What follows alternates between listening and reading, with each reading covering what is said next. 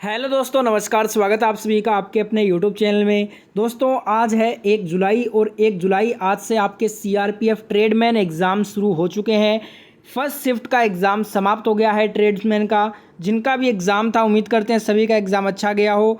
First shift के सारे real question आ चुके हैं मेरे पास, तो जिनका आने वाले दिनों में एग्ज़ाम है वो भी इस एनालिसिस को पूरा देखेंगे और जिनका इस शिफ्ट में पेपर था वो भी अपने आंसर जानने के लिए पूरा वीडियो एंड तक देखिएगा। और जिन्होंने भी इस चैनल को अभी तक सब्सक्राइब नहीं किया है फटाफट से चैनल को सब्सक्राइब करके बेल आइकन ऑन कर लीजिए अगर आप भी सीआरपीएफ ट्रेडमैन का रोजाना एग्जाम एनालिसिस देखना चाहते हैं। तो स्टार्ट करते हैं आज के फर्स्ट क्वेश्चन से। उससे पहले एक साथ वीडियो को लाइक करने के लिए लाइक बटन दबा दीजिएगा। जितने भी प्यारे दोस्त देख रहे हो एक साथ लाइक बटन को दबा दो और वीडियो को सभी दोस्तों तक पहुंचाने के लिए शेयर जरूर करना। फर्स्ट क्वेश्चन आपसे पूछा गया था आज, तारिक ए फिरोज शाही पुस्तक किसने लिखा है? तो दोस्तों तारिक ए फिरोज शाही पुस्तक की बात करें तो इसके लेखक हैं जियाउद्दीन बर्नी। जियाउद्दीन बर्नी आपका ऑप्शन में दिया था, राइट आंसर हो जाएगा जियाउद्दीन बर्नी। भारत में दिल्ली सल्तनत काल के दौरान भारत फारसी इतिहास पर तारिक ए फिरोज शाही एक पुस्तक है, इसे जियाउद्दीन बर्नी ने लिखा था। तो राइट आंसर होगा जियाउद्दीन बर्नी। अगला क्वेश्चन आपसे पूछा गया था, अनुच्छेद 51 क में कितने मौलिक कर्तव्य हैं? आपसे आर्टिकल 51A में पूछा है कि कितने टोटल मौलिक कर्तव्य हैं। तो दोस्तों अनुच्छेद 51 क में टोटल 11 मौलिक कर्तव्य हैं, तो 11 आपका राइट आंसर होगा इस क्वेश्चन का। जिनका भी आगे एग्ज़ाम है सीआरपीएफ का वो सारे वीडियो को पूरा लास्ट तक देखिए, क्योंकि बिल्कुल आपके शिफ्ट में ऐसे क्वेश्चन आएंगे और हो सकता है इन्हीं में से क्वेश्चन रिपीट भी होंगे। तो जिनका भी आने वाले शिफ्टों में पेपर है पूरा वीडियो देखकर जाइए। अगला क्वेश्चन आया था, आत्महत्या की थैली किसे कहते हैं? तो आपको बता दूं आत्महत्या की जो थैली है ये लाइसोसोम को बोला जाता है, राइट आंसर होगा लाइसोसोम।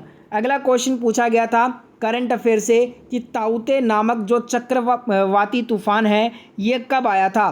ताउते नामक चक्रवाती जो तूफान है दोस्तों ये आया था मई 2021 में, राइट आंसर हो जाएगा मई 2021। अगला क्वेश्चन आपसे पूछा था, प्रायद्वीपीय भारत की सर्वाधिक बड़ी नदी, सबसे लंबी नदी जो प्रायद्वीपीय भारत की सबसे लंबी नदी है वो बताना था। तो आपको पता है प्रायद्वीपीय भारत की सबसे जो लंबी नदी है वो गोदावरी को कहा जाता है। तो गोदावरी नदी आपका सबसे प्रायद्वीपीय भारत की सबसे बड़ी नदी है, गोदावरी राइट आंसर होगा। अगला क्वेश्चन आया था, हड़प्पा सभ्यता के विशाल स्नाना नागर या अन्ना नागर कहाँ पर स्थित है? हड़प्पा सभ्यता के विशाल स्नाना नागर या फिर जो अन्न नागर है ना ये मोहनजोदारो में स्थित है। तो मोहनजोदारो आपका राइट आंसर होगा। मोहनजोदारो में सबसे बड़ा अन्न नागर और मोहनजोदारो में विशाल स्नाना नागर भी मिला है। बताइएगा स्नाना नागर पूछा था या अन्न नागर पूछा था। अगला क्वेश्चन आया कि मोहम्मद बिन तुगलक ने अपनी राजधानी कहाँ पर स्थानांतरित कर ली थी? तो इसका राइट आंसर होगा दौलताबाद में। दिल्ली से दौलताबाद में मोहम्मद बिन तुगलक ने अपनी राजधानी को स्थानांतरित किया था, राइट आंसर हो जाएगा दौलताबाद। मोहम्मद बिन तुगलक ने 1327 में अपनी राजधानी को दिल्ली से दौलताबाद स्थानांतरित करने का आदेश दिया। दौलताबाद को देवगिरी के रूप में भी जाना जाता है और यह वर्तमान में महाराष्ट्र में स्थित है, राइट आंसर होगा दौलताबाद। अगला क्वेश्चन करें उससे पहले जिसने भी इस वीडियो को अभी भी लाइक नहीं किया है आपसे रिक्वेस्ट रहेगा कि पूरा वीडियो देखिए और वीडियो को एक साथ लाइक कीजिए। आपके लिए इतना मेहनत करते हैं, आपका फ़र्ज़ बनता है कि आप अप्रिसिएट करें हमारी मेहनत को और लाइक बटन दबाइए और ज़्यादा से ज़्यादा सभी दोस्तों तक वीडियो पहुंचाने के लिए ज़रूर शेयर कीजिए इस वीडियो को अपने दोस्तों के साथ में। और दोस्तों अगर आप भी सीआरपीएफ का रोज़ाना एनालिसिस ऐसे ही देखना चाहते हैं तो इस चैनल के साथ हमेशा के लिए जुड़ जाइए। चैनल को सब्सक्राइब करने के बाद बेल आइकन ऑन करके ऑल वाले सेक्शन को सेलेक्ट जरूर कीजिए। अगला क्वेश्चन आया था, तुगलक वंश की स्थापना गयासुद्दीन तुगलक ने किस सदी में की थी? तो दोस्तों 1320 ईस्वी में की थी, यानी कि हमसे सदी पूछा था तो 14वीं सदी आपका राइट आंसर होगा। ऑप्शन में 14वीं सदी दिया था और 14वीं सदी आपका राइट आंसर हो जाएगा इस क्वेश्चन का।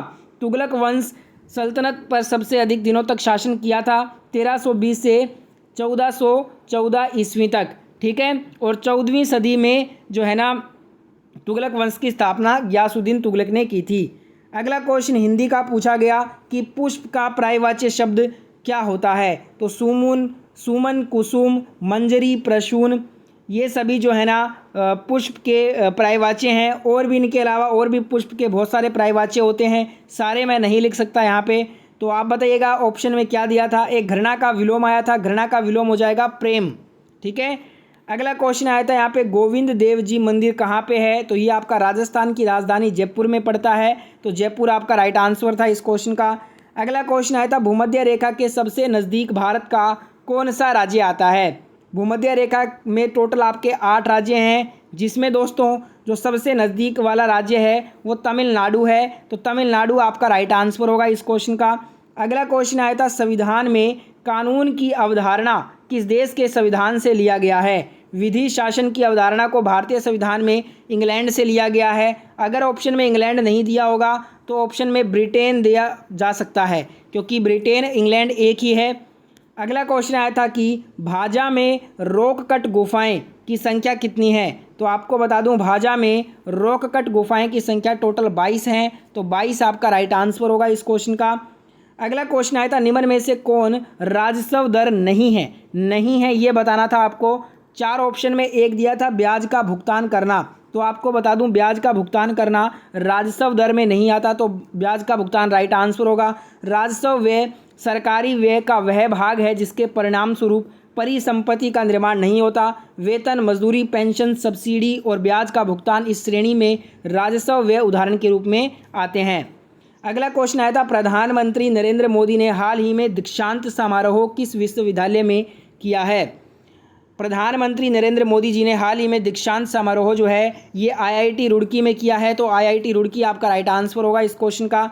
अगला क्वेश्चन आया था, मंगोलों पर आक्रमण कब हुआ था? तो नसीरुद्दीन मोहम्मद तुगलक के काल में हुआ था, 1398 ईस्वी में। अगर आपसे डेट पूछा होगा तो 1398 हो जाएगा। अगर आपसे ये पूछा होगा कि किसके काल में हुआ था, तब आपका आंसर होगा नसीरुद्दीन मोहम्मद तुगलक के काल में मंगोलों ने आक्रमण किया था। अगला क्वेश्चन पूछा गया था कि कौन सा शासक द्वितीय सिकंदर बनना चाहता था? तो अलाउद्दीन खिलजी आपका राइट आंसर होगा। अलाउद्दीन खिलजी विश्व विजय का सपना था उसका, इसलिए उसने सिकंदर ए सानी या द्वितीय सिकंदर की उपाधि को धारण किया था। अलाउद्दीन खिलजी इस क्वेश्चन का राइट आंसर है। अगला क्वेश्चन आपसे पूछा था, किबुल लामजाओ राष्ट्रीय उद्यान कहाँ पे है? तो ये दोस्तों आपका मणिपुर में है। मणिपुर राइट आंसर होगा। के विष्णुपुर जिले में है। मणिपुर के विष्णुपुर जिले में स्थित एक राष्ट्रीय उद्यान है यह पूर्वोत्तर भारत में स्थित तैरता हुआ राष्ट्रीय उद्यान है और मणिपुर की विश्व प्रसिद्ध लोकटक झील का एक अभिन्न हिस्सा है। अगला क्वेश्चन आया था, प्रधानमंत्री जनधन योजना कब शुरू हुआ? तो इसका शुभारंभ 28 अगस्त 2014 में वित्त मंत्रालय के द्वारा किया गया। इसका उद्देश्य रखा गया है कि सभी परिवारों में कम से कम एक बैंक खाता खोलना हो और 2 लाख रुपए इसमें दुर्घटना बीमा है और 30,000 रुपये का जीवन बीमा है। एक क्वेश्चन यहाँ पे हिंदी का था कि प्रतिदिन का समास आपसे पूछा था, और एक 2021 में सीमांत सुविधा दर पूछी थी जो कि 4.25% है। तो ये थे आज के फर्स्ट शिफ्ट के क्वेश्चन। कुछ क्वेश्चन छूट गए हैं, जिनको याद है वो एक बार कमेंट कीजिए। अब मैं मिलता हूँ आपसे अगले शिफ्ट के साथ। जय हिंद, जय भारत। पूरा वीडियो देखने के लिए धन्यवाद। वीडियो को लाइक, शेयर, सब्सक्राइब करने के बाद एंड कीजिए।